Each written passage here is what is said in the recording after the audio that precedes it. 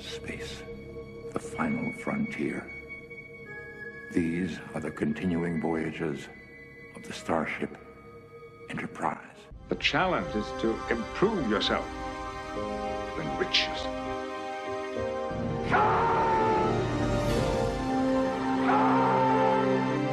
Your life, as it has been, is over.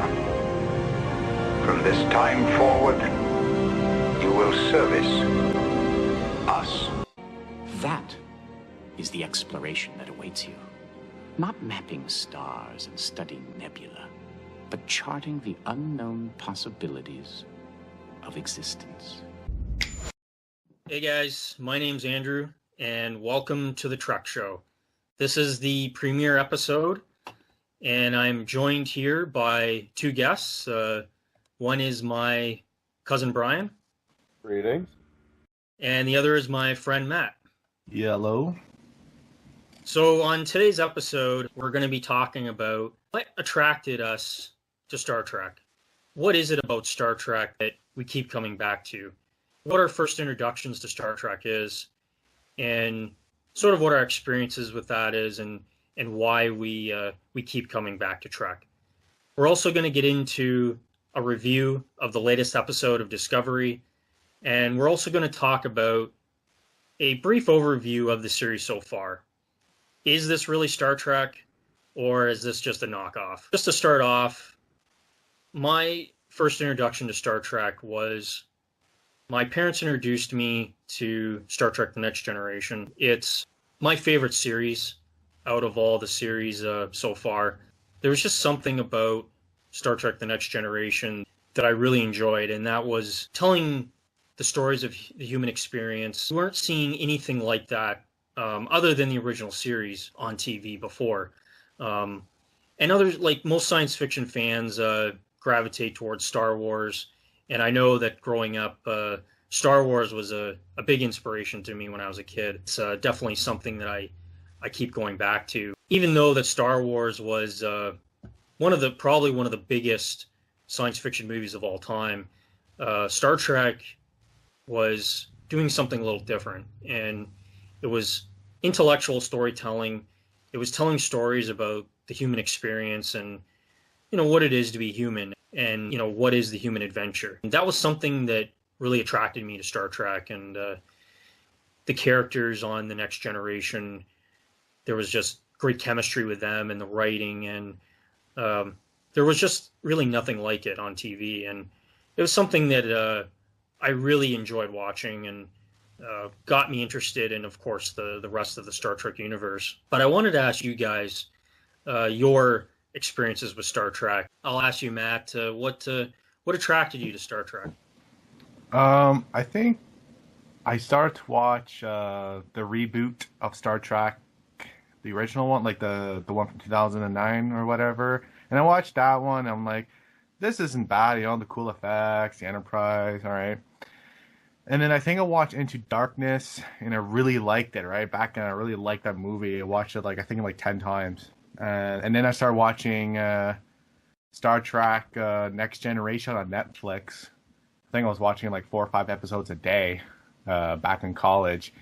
And I'm like, I was really, getting into the show. I'm just like, the characters were really good. Some of them I didn't like, but I really like Picard. I really like all these characters, really interesting. For me, I really like the spaceships, the Enterprise, all the tech around it. But I also like the exploration aspect of it, is how did Picard and the team approach different aliens at times and stuff like that. So I really enjoy that aspect of it. Then I watched, after Star Trek, I watched the original series, and that was really, really... It was hard to watch because, back in the 60s, didn't have much of the effects. But that one was really interesting. It showed how Earth would have been different if different situations would have happened and stuff like that. But I think Gene Roddenberry had a vision for it, right? Because what he was trying to do is, I think it was one of the first episodes where they had different races together and stuff like that. Like Uhura she was a black person. We had Asians, we had Russians and stuff. And then back in that era, having people like that in the same room never worked out too well, and I think he was trying to promote that, like, we're all the same people, we're just human beings here, right? So that's how I got into Star Trek. So now I really like the technical aspect of Star Trek, right? So I like looking at the drawings and stuff and looking at it, and I'm really like picking on the starship designs and stuff like that. So that's what I like to do a lot. But yeah, that's what got me to Star Trek, basically. Yeah, the one thing that that's really cool about Star Trek is the ships and the sci-fi element of that, and that's something that I've really liked too. Do you have a particular favorite ship? Enterprise E is probably my favorite ship. I think it's the Sovereign class. I think that's how you pronounce it. That's probably my favorite ship of all time. So it's a very sleek design. And I think second would be the Defiant. That was a really nice ship. A little pack a punch for a little guy. So yeah, the Enterprise E is a beautiful ship. I love that ship. I have a model of it actually. Although the stand broke, so it's not doing much good. But so Brian, what attracted you to Star Trek? Pretty much the same as Matt. With me, it was the great storytelling. I originally started watching the original series back in the late 70s on syndication, and what attracted me to most was just this group of friends on the bridge and going on adventures and exploring and seeing new things, and everyone had some value unless you had a red shirt. Then we get Next Generation, which I watched live when they first. It was the same thing, but it really fulfilled Roddenberry's vision of a much better human race that was more accepting of others. People with disabilities, different colors, different races and species could all work together for a brighter future, and no one was really left behind. The thing that they constantly showed on Next Generation was how people that were quote-unquote different were able to succeed and but help everybody. Geordi is the perfect example. I just love the characters. These were great people, human beings. You could feel it. Okay, not all human beings, but you could feel attached to them, like friends. And they're exploring, they're going on adventures, and that's what I loved about it. It was that just thrill of adventure and good friends being there for each other, and everyone in their community having value, and it's so different than what we live in now, and that's what attracted me so much. Yeah, I mean, for me, all the elements, like everything you guys said, like that's why I love Star Trek as well. But for me in particular, it was, not only the human adventure of these characters getting together, delving into a little more deeper subjects of, what it is to be human, and what is I guess you could say the secrets of the universe. But Star Trek is something that has had a huge impact on pop culture, mostly because of the controversial stuff that they've done, like Matt was saying about having a diverse cast. And of course we had the first interracial kiss on the original series, and people were pissed off about that even happened. And I know there was a story about the executives at the top didn't want that to happen, and they were trying to get William Shatner not to actually do that kiss.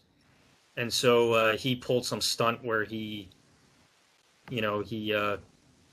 sabotaged the film or something. So all the bad takes that he did without the kiss, he would pull a face to ruin the shot, which he made the kiss shot perfect, right? So yeah, it's Star Trek is something that I feel that has had a big impact in society, and that's why I like it. I like the politics of that and the social commentary and that type of thing.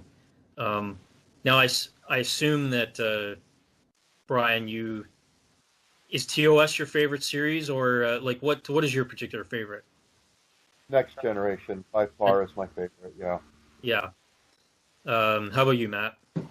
It's a hard one. I really like Enterprise a lot, just from seeing how it all started out. I actually hated the show when I first watched it, hated it.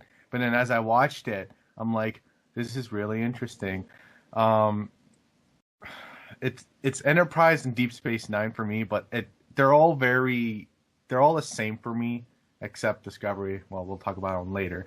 They're very all similar, all different in their own aspect, but I could watch pretty much any of them, and I think I'd enjoy them all. So it's a hard one for me to say. Yeah, like I was the same as you. I hated Enterprise when it first came out. I actually found it very boring. I decided that I was going to revisit it, and I actually really like it, and I have them all on Blu-ray. I do like the aspect of them, the prequel, like them going back and what was it like before the Federation. I think that's a cool take on the series. But yeah, I think Enterprise was a difficult series for everybody. Like you said, Matt, each series has something that they bring to the table, and they have their own, I guess you could say, uniqueness.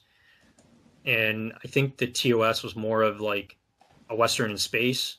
Each series definitely has their own uniqueness. Let's do our review on the latest episode of Discovery. The name of the episode is In a Bowl for Charon. I don't know what that means. Yeah. It's a really weird title, and watching the episode, I don't even understand what that title means or what it's referring to. But so the gist of this episode is the Discovery gets pulled out of hyperspace and is basically stopped by this massive life form that's in space, and it's huge. It's probably like the size of a moon or something. It stops the Discovery in its tracks. The alien puts a virus into the computer in a way to contact the Discovery, to basically saying that it's going to die, and to make first contact with the crew. Basically, everything goes haywire, and there was kind of a really weird moment where the universal translator was going haywire, and everybody was speaking like a whole pile of languages. I actually liked. I didn't think that it was great, but I thought that it was okay, and it was sort of reminding me of TNG. It had that feel of just the atmosphere of the show. There was some stuff in it that I didn't like. I made a list of things here, but I wanted to start off by asking you, Matt, what you thought of the show, because I know you didn't like it that much, and I want to get your take on it. I felt like a TNG episode, but it was just so out of place, because for me, the way Discovery is going for is an actual like storyline right now. Like right now, they're figuring out who's the Red Angel and stuff like that. So like we're all just waiting for them to get the Spock, and then like this episode was just so random. It's just like, okay, this doesn't make sense. It just didn't feel right. If this was like a TNG, like series where it's just kind of random, there's a few episodes where they go like, with each other, this would have been I think this would have been a far better episode, like just the way it is. Well, it did feel like a standalone episode, right? Yeah, right. So I don't know, like I think again, Michael Burnham saves the day again magically. Like, hey, I know I'm Mr. Null. I know everything. I'm top king of everything, and it's just they're trying to make her look like she's like a Vulcan or like a Spock 2.0, and she's not. Like, she's 100% human. It just doesn't make sense to me. I mean, she has some good moments, but her acting is really bad. I'm saying this to give Brian some insight is that the way Michael is Spock's sister, and she is human, but she's been raised by Sarek and Amanda, and she is just like, she has no personality. I mean, she's very Spock-like, but her acting is bad, so it makes the character even worse. And, right. There's a particular scene that happened at the end of the show, the episode, where Michael was crying with Saru, and it just wasn't earned, because they hadn't really developed the relationship between these two characters, and because Michael is a Mary Sue, and basically what she does is she basically she'll fumble around, and she'll either accidentally figure something out of how to save the day, or she'll just know what to do and make everybody look stupid. And the way they write that character is that she basically is the one that at the end of each episode comes up with a solution and basically makes all the other crew members look incompetent. And the thing is that she's not likable. You know, she's not a likable character. She comes off to me as a spoiled brat. Sounds to me all bad writing. When they have a Mary Sue type character, and I hate that concept, there's no conflict. There can be no tension because you know that this person's just going to fumble their way through. So how can you build any tension and actual character development and growth when there's nothing to base it on? Especially, you know, it's like, oh, I was just sitting here and press these 3 buttons and now our problem's solved. There's, like you said, they're not earning anything. They're not growing. They're not learning. That's one thing that Star Trek Next Generation and even the original had, is the characters were flawed. They were people that were not perfect, and they had conflict with each other, with their situation, and they learned from it. And they didn't always succeed. I remember one episode of Next Generation, I can't remember the race, but they, Ensign Ro, it was her race of people. The Bajorans? The Bajorans, yeah, that had conflict with the Cardassians. Oh, yeah, I remember that was awesome. They sent this girl to be kind of like a spy, and she ended up getting killed. That's where the crew failed. They made a mistake and failed, but they grew from it. It's much more believable and hard-hitting because you do make mistakes that try to do the best they can. They don't fall into success because there's nothing to hang on to with that. So that character Michael, which is a guy's name, it just doesn't make any sense to me either. It doesn't sound compelling at all. That's not a compelling character.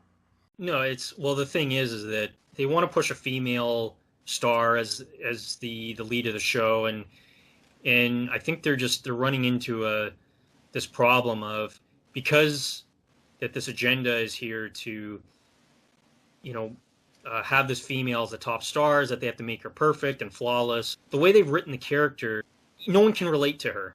And I think that they're, you know, it's not as bad with Rey in Star Wars, but it's I mean, Rey is also, in my opinion, a Mary Sue as well. You know, she really doesn't do a lot wrong, and she, you know, she's able to take on Kylo Ren without almost no training at all, where Luke had to go through some extensive training. With that being said, I mean, Michael, to me, is just not a relatable character, and I think that they should either get rid of her or make her a less popular character, or just write better for her and make her more relatable.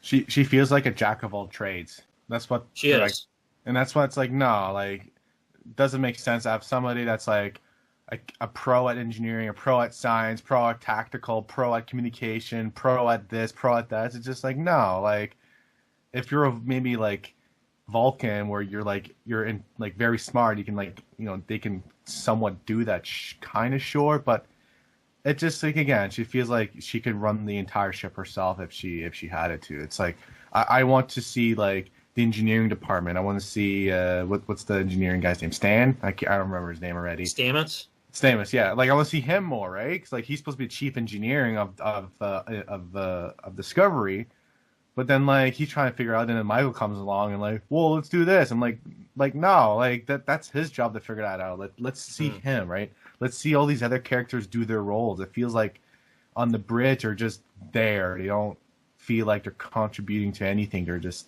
there, right? I think right now in, like, season 2, Captain Pike is literally, like, holding the show together. If Captain Pike wasn't the captain right now, or, like, if Saru wasn't there, I think I wouldn't be watching this. Like, there's those two characters are just really just holding it together at this point. And that's the sad thing, is because you know, they bring in a character that's not a part of the original Discovery crew, and now they have him as the captain, and he's the best character on the show now, and I also like Saru, but like, come on. I mean, the thing is that if they want to do a show with Captain Pike, that's fine. I would love to see a show with Captain Pike, but the thing is that this is not about Captain Pike. It's about the Discovery crew, and don't get me wrong. Like I like Captain Pike in the show. I think he's great. He definitely is carrying the show right now, but I just don't like that they're bringing in outside characters to make the show relevant, because it seems to me that the show is struggling to be relevant without Captain Pike. Maybe at one point in time, Captain Kirk will take ownership of the Enterprise, and then he's going to be discovered. I don't know. Maybe not, but I kind of do hope that Sora becomes the captain, because I think it makes a lot of sense for him to be. So maybe further on the show that will be it'll be a transition, but then now everybody's going to attach to Pike. So everybody likes Pike, and then he might just leave, and everybody's like, well, what now, right? So who's going to be captain? Maybe Saru. Who's going to be first officer? If they perk Michael as the first officer, I'm going to lose it. And I have a feeling that's what's going to happen. You know they're going to do that. And if they do that, I'll be like, this show is like, this is dumb. Yeah, well, you know what? I agree. Saru should be the captain, and if the writers are smart, put Saru as the captain, and that Michael is going to be forced into first officer or something, or she'll probably end up being the captain or something, and I don't know. I mean, they need to fix that character or get rid of her. Honestly, in the premiere episode when Michael was on that asteroid, he should have left her on the asteroid. It's but yeah. So I made a list here of a couple things that I saw during the episode, and I wanted to get your guys' opinion on it. So I have a couple things that I pointed out, a few references to TOS, as well as there's a StarTrekToo reference in here as well. Oh, okay. I didn't notice. Yeah, so one thing that's bothering me is, of course, the canon violations in this show. Don't get me started with that. Canon violations are out the wazoo in this show, and I feel like the writers did a lazy job at explaining this particular one, and it is why the Enterprise does not have holograms on it. So apparently the reason why the Enterprise is having malfunctions and is, I guess the entire ship is in chaos right now. Nothing works. And it's all due to their hologram system that they have on board. What? So number one, and I like number one too, by the way. Yeah, she's pretty cool. She came on to the Discovery, although they never showed the Discovery going to the Starbase, which would have been cool to see. But it seems that these characters just appear on Discovery or disappear. We don't know where they went. But anyway, so number one comes on, tells Captain Pike about malfunctions, and Captain Pike is like, well, he doesn't like the holograms because it's like talking to ghosts, and he would rather look at a view screen. And he wants the whole thing ripped out of the Enterprise, and apparently it's the only Constitution class that they're going to do that to, and the others have this hologram system. I don't know. The thing is that, and maybe I'm getting a little picky here, but it's not a part of historical canon. And if you want to talk about Star Trek being, I guess modernizing Star Trek, and of course Discovery is a visual reboot, I don't think it's part of canon at all. The thing is that this is a fictional piece, and yes, it is supposed to be the future in our life, in the real life future. But again, it's fiction, and there's certain canon, and there's certain rules that are involved. Now, if the Enterprise doesn't have holograms, then why include it in the series? Why not, take another approach? If they're going to rip out the holographic system in the Enterprise, why did the Enterprise refit not have a hologram system? What is the logic behind that? So anyway, I don't know what your take on that is. I do feel like there's a lot of technologies in Discovery that doesn't like reflect the Star Trek, like that era in Star Trek where they are. Because it's like if you look in TNG, they didn't even had the holographic thing. If you watch Deep Space Nine, it was like a prototype at that point. And it's like, where does this tech just come out? Like why is all this stuff coming out? To me, Discovery, what they should have done, if they should have put this like after everything, like after Deep Space Nine, after Voyager, after all this, and that would have made more sense. And I think the Spore job would have been a little bit more interesting to see, because that would be like, oh, that's the next thing after Warp Drive, right? But it's just the timeline they put this in is just really, really poor, in my opinion. What do you think? Like, do you think that they should, like, when they're modernizing the show, do you think that they should include things like holograms and just up the technology because they want to make it more appealing to the audience, or like, or do you think that canon, like in the terms of the tech in a fictional world, should be respected? Like, what is your take? Do you think that there should be a balance there, or? If we look at the original series, everything was very primary color and solid colors. And if you were to make a new Star Trek series looking like that, people aren't going to watch it. They want to see shiny, fancy technology. They want to see the cool gadgets. So that brings the problem. You've got something that's taking place in the original series with technology that's more advanced than any other Star Trek line-wise takes place after. It doesn't make sense. What they should have, it was you or Matt that said it, was basically have it take long after Next Generation. That way you can have any new technology you want. You don't have to retcon anything, like retconning why there's no hologram technology on the Enterprise. I'm sorry, that's stupid. It's, it's just crap. Once you say they retrofit that in, it's like, well, it doesn't make sense. Why did any Enterprise after that not have that technology? Why didn't Deep Space Nine? Why didn't Voyager? Why didn't the Excelsior have it? None of it made sense.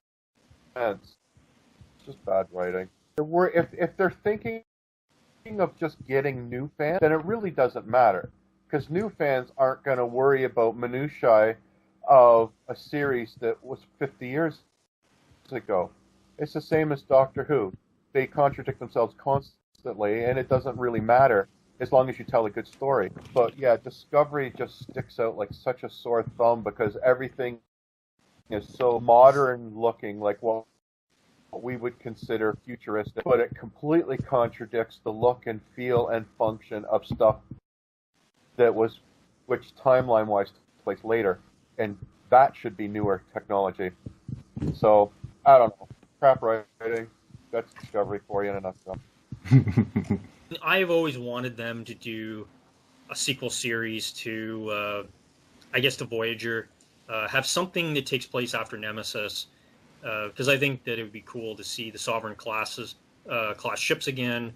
You can do anything now. Like, there's a clean slate, and the thing is that when you go back and do a period piece, I always, I don't get involved anymore, but I used to get into arguments with people on the Discovery Facebook group. When you make a World War II movie, you don't insert a jet. I mean, it's the same thing exactly. It's the same thing as when you're watching Star Trek, because in Star Trek there is expansive canon, there is the series are period pieces. TOS is a period piece, Generation is a period piece, and so on. And so you have to respect that. And the thing is that these days now people have short attention spans, and I guess that's what they're looking at. But the thing is that they shouldn't take away from that particular type of medium, because there's something unique about the Next Generation and Voyager and Deep Space Nine is the way they told stories and the presentation of the series and the in-depth characters. Like, there's not much like it. I mean, it's a very in-depth, character-driven story for all the series. Nowadays, it's all about explosions and like the premiere episode Brother, that whole scene with them going down to the asteroid with the spinning things reminded me of Into Darkness with Khan and Kirk when they were flying around in those jetpacks. And it's just like, why? Like, why do they have to do that?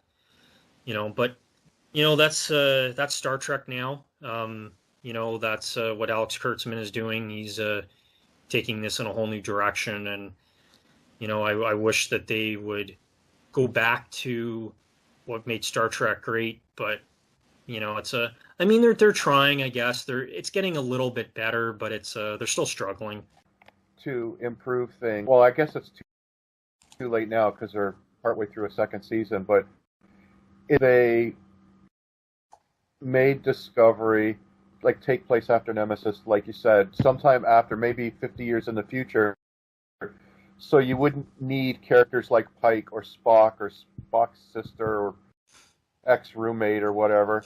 You wouldn't need any of that because you can so let me just backtrack a bit. When Next Generation came out, it kept respect to the original series, but because it was so far in the future, they could do anything and go anywhere, and there was no restriction.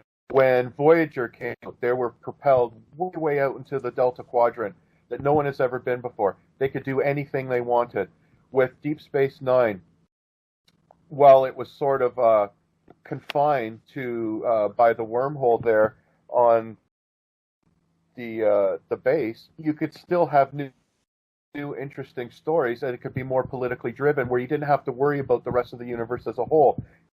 You didn't have to worry about continuity as a whole because it was mostly between the wormhole and just stuff going on the ship. Why not just put this in the future?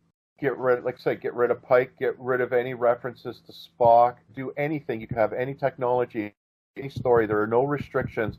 You can then appeal to new fans, but still keep the original Star Trek fans that you're not really frustrating by making all this mess. Like, that was the biggest complaint I had with the Star Trek. Completely ignored, it felt like, everything that had been established beforehand.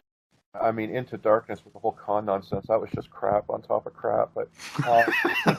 But instead of having stories based on exploration and inclusive, and you just get punching and fighting and gadgets, and make it WWE for really. That's all. There's no people. Today's Star Trek is more about the action, and it's less about the in-depth characters. So no, I don't think that there's anything wrong with people stating that and just stating, hey, like, this is what Star Trek used to be, and Discovery is struggling. I don't think that it's canon. It's to me, it's basically an alternate universe because it's just so far removed from the TOS era, because it takes place about 10 years before TOS. Yeah. And they've redesigned the Enterprise as well. It looks a lot different. And even the interior they've redesigned. So everything has changed, and it's if they came out and said, hey, it's a visual reboot, okay, but they haven't done that. They just said that it's Prime, right? It's the Prime timeline, which, I'm accepting now that it's not. It's just, it's something entirely on its own. Why don't we talk about briefly about number one? She came on the ship. I think she was really good. I mean, we didn't get to see her that long, but what did you think, Matt? I think she seemed very interesting. She looked like a proper number one.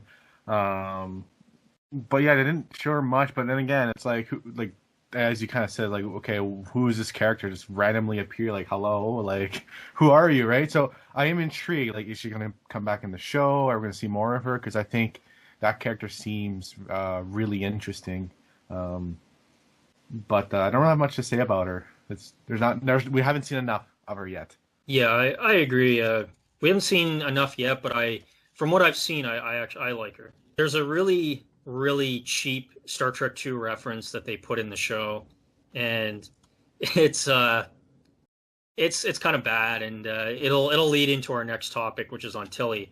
But so when Tilly's in the has that blob on her, and I don't think she has it on her yet, but the blob's in the confinement chamber, and it's all glass, right?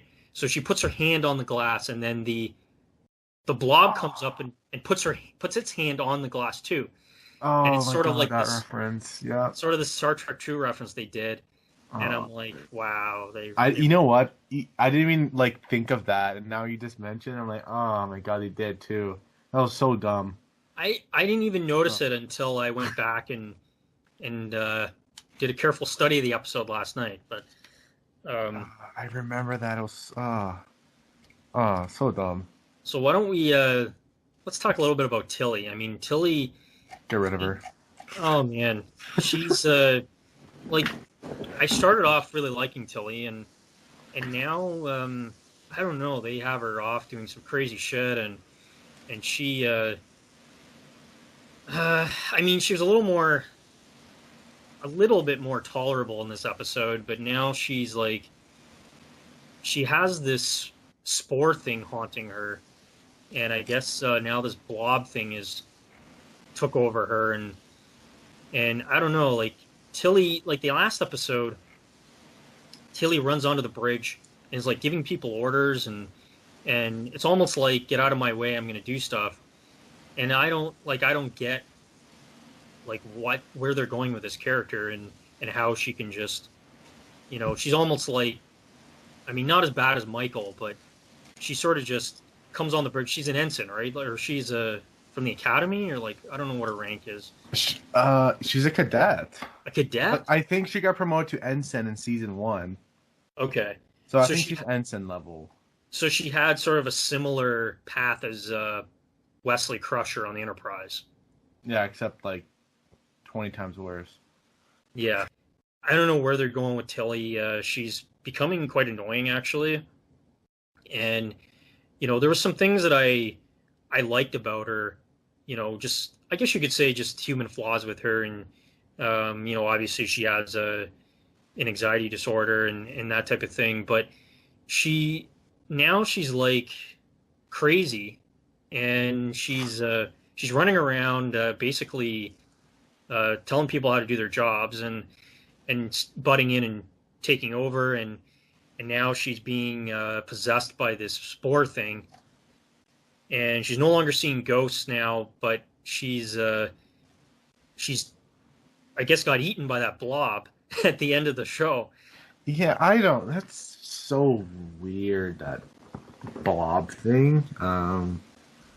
But yeah, Tilly is just so annoying. Like, I want to like her, but it's just every time I see her face, you're like, okay, what's gonna come out of her mouth now? And it's just like, there's no way you're gonna be a captain on this level if you're gonna just act like this, right? But I mean, only time will tell, right? I guess.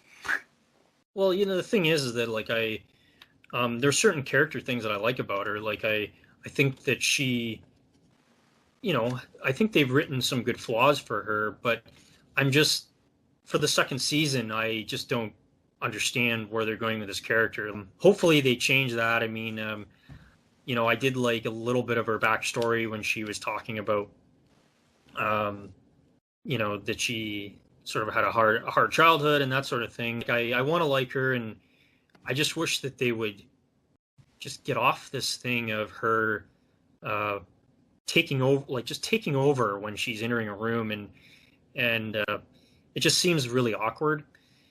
And I just hope that they change all that. And so yeah, we don't know what happened to her. She got eaten by the blob, and I guess we'll find out.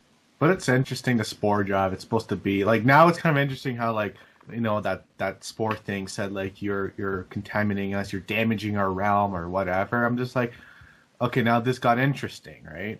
But I wish they would have expanded that more, but they just kind of, like, they didn't really expand that too much. Well, I mean, I'm guessing next episode they will, but it is interesting. I'm curious to see what, like, are they going to use the spore drive? I have a feeling that's what's going to happen. Section 30, is it called 31, is going to come in and be like, let's take the spore drive, never use it again, and then that's the end of Discovery, and then move on with their lives. I have a feeling that's what's going to happen one day. Yeah, it's going to get, they're going to get rid of it because, it's not in canon, so they're going to they'll probably deem it as dangerous. They're already doing that. So the storyline basically is that the spore drive, the jumps and stuff was disrupting this alien culture. The Spore Network, basically. Yeah. In the Spore Network. Yeah, I forgot the name of it, but yeah. And basically, this alien race is upset with Discovery, and they're trying to communicate through Tilly by possessing her and trying to tell the Discovery to stop doing the spore jumping. So I think they're going to get rid of that eventually. I do like that. I do like that they're going down that path. But I've also heard about some of the politics in the show, and that this whole spore drive thing was actually a ripoff of some guy's video game that he made. And now the guy who created the video game, because he made a video game basically about spore drives, and all the characters are basically the same as the ones in Star Trek Discovery that he made before Discovery was released. So now he's suing CBS. Oh, I didn't know that. Yeah, they're in a lawsuit. He's in a lawsuit with CBS right now. Wow. Good. Original idea. Congratulations, writers, CBS. I wasn't a big fan of, in the past, of Midnight Edge's content, but now they're doing some better stuff. But if there's a video that they did about it, you guys should check it out. It goes into complete details about the whole lawsuit, and like Discovery has copied the characters detail by detail. Even Michael Burnham is a ripoff. Probably in the video game, she wasn't as one-dimensional as in the show, but everything's been ripped off from this guy's video game that he did. And on top of that, he created this video game basically to make money to pay for his parents' illnesses, because I guess they're very seriously ill, and in the United States you have to pay for your medical expenses, and he was trying to raise money to pay for them, and now CBS has ripped him off, and now CBS is basically like, originally they tried to stop him, right? They tried to say to him, well, if you stay quiet, we're not going to sue you, right? So it's like, that's what CBS was doing behind the scenes. Check out that video. They'll have a lot more details on that. I don't know if you noticed this, Matt, but the docking bay was open the entire episode on Discovery. Did you see that? Really? No, yep. I did not notice that. Yeah, it was open the entire time. They don't know why they don't shut the door, but it was open the entire episode. God, it's like these guys never watch Star Trek in their lives. God. So bad. What did you think of this alien creature was about to die and is contacting Discovery? What did you think about that? Like the one the big orb thing, yeah, or basically the core of the storyline with the episode. It was, again, I think it was cool, how it was trying to communicate. It was wrecking the ship. It reminded me of one episode of TNG. I can't remember which one, but I think it was an interesting idea. But then it all got ruined by Michael again, going what if it's trying to communicate with us? And can we have somebody else figure out problems instead of Michael all the time? Please, right? But either way, regardless of that, I think that was a neat idea. I like the approach where the whole universal translator wasn't working and trying to fight it, but then in the end it's well, let's try to let's leave the alien contact us and give us what he thinks, right? So it was kind of I think it was an interesting problem story for that one. It was just, I don't think it was executed very well. I agree. It's I like the idea too. I thought it was interesting. Just Michael just ruined it for me, really. So yeah, it did remind me of TNG. It had that feel, but again, it's it tried, but it just wasn't there for me. Yeah. So let's talk about Saru at the end of the episode, and he thinks he's dying. He has a cold, and he says that this is a virus that hits his race. And did you see the short trek at all with him? No, I don't even know they had short tracks. Yeah, they so the short tracks are, do you know what those are? They're just the little 15-minute episodes. Oh, I think I saw them on my Crave thing, but I never like watched them. So maybe I should take a look at them. So yeah, they did an episode with Saru about his homeworld. This is before he joined with Giorgio on her ship. I don't remember what it's called, but Yeah, a piece of shit. yeah. So basically, it talks about what his life was like before that, and so he's a slave race, and this alien species that I guess visits the planet every so often comes down and I guess takes them away, or they do farming and stuff for this alien race, like they produce crops and stuff for them. And Saru is sort of like the guy who is kind of questioning things, like, because they have a religion there that's been forced on them by the alien race that they have to believe this, and this, and the alien race, I think, is like a god to them. And Saru is like, well, wait a minute, things aren't adding up here, right? So it goes a little bit into that, but the episode wasn't very good, I didn't think. So in the end of this episode, Saru has these antennas on the back of his head that basically, if somebody's going to die, or it's sort of like spider sense, he can sense this impending doom coming. And so he wanted to, like, if he thought that if they cut that off, then he would basically die. So it ended up that it fell off, and all those I don't know what they were called, gangula or whatever they are. Yeah. Basically, in my interpretation of it, is that it's something to do with that alien race that was enslaving them, is why they had why Saru had those antennas on the back of his head. Because once they fell off, and then he was like, well, I'm not afraid anymore. Like he's...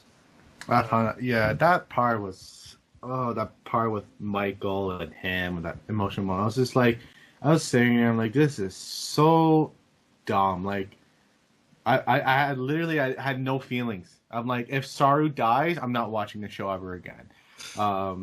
And then like magically those little things falls off, and then like, oh my god, I feel like 20 times better. I'm just like, really?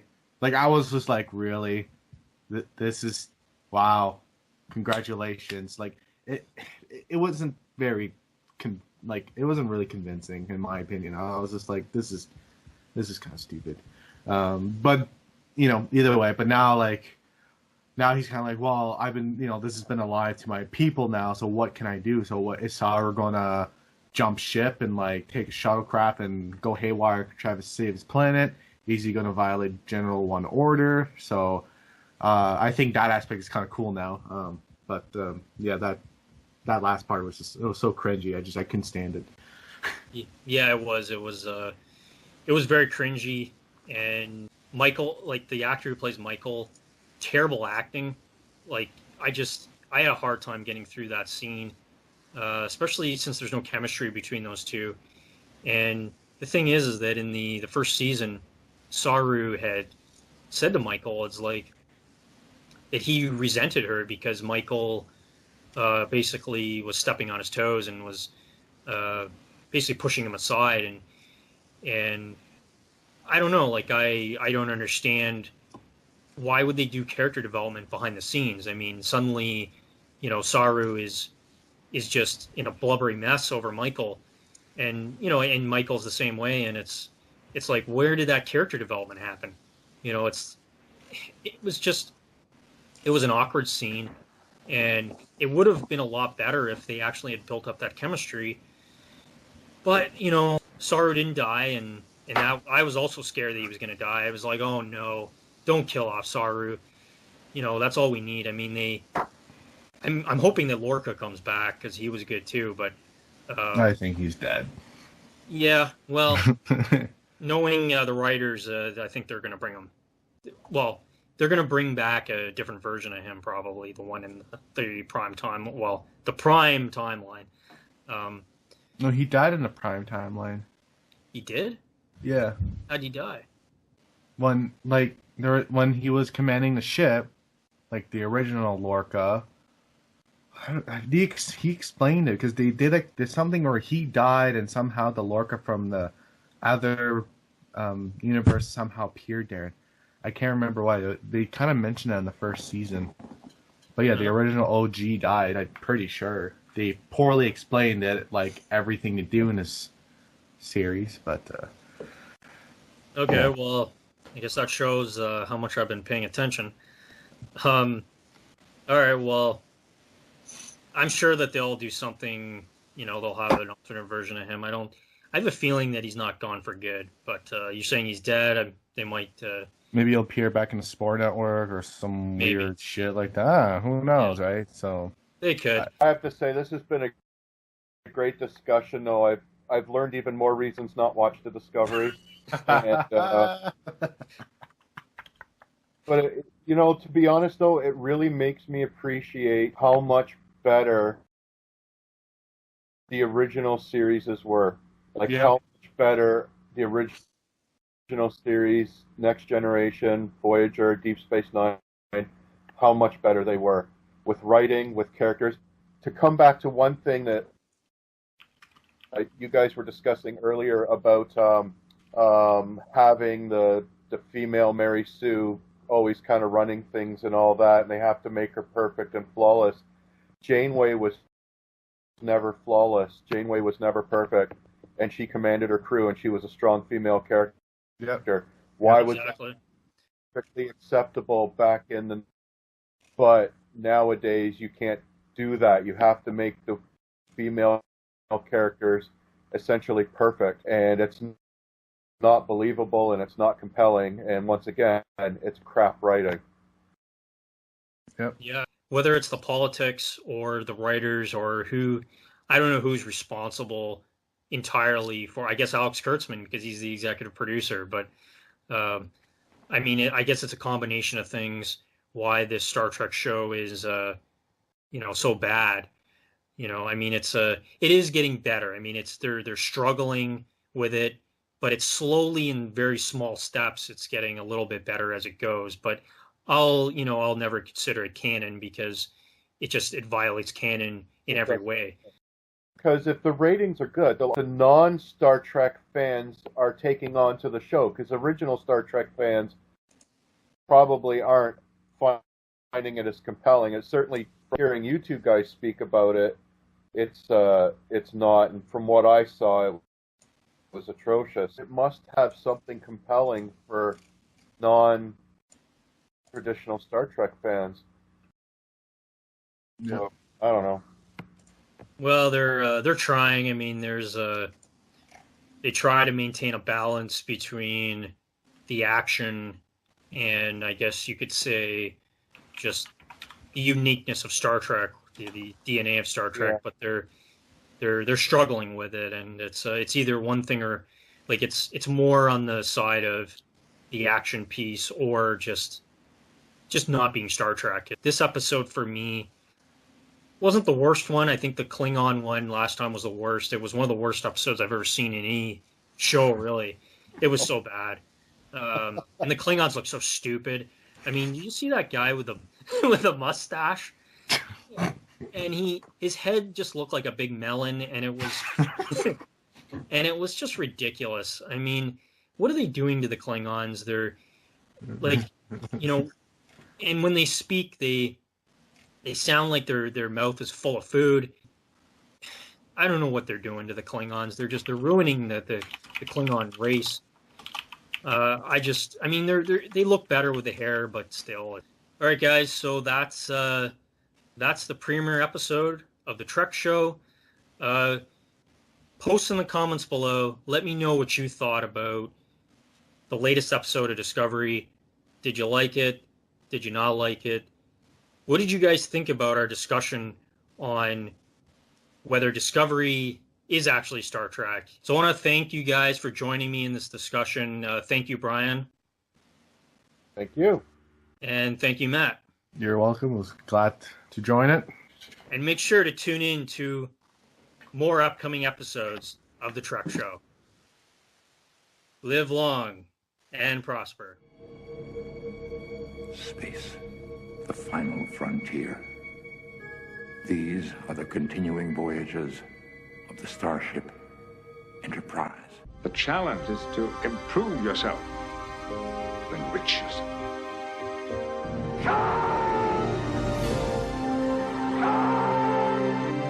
Your life, as it has been, is over. From this time forward, you will service us. That is the exploration that awaits you. Not mapping stars and studying nebula, but charting the unknown possibilities of existence.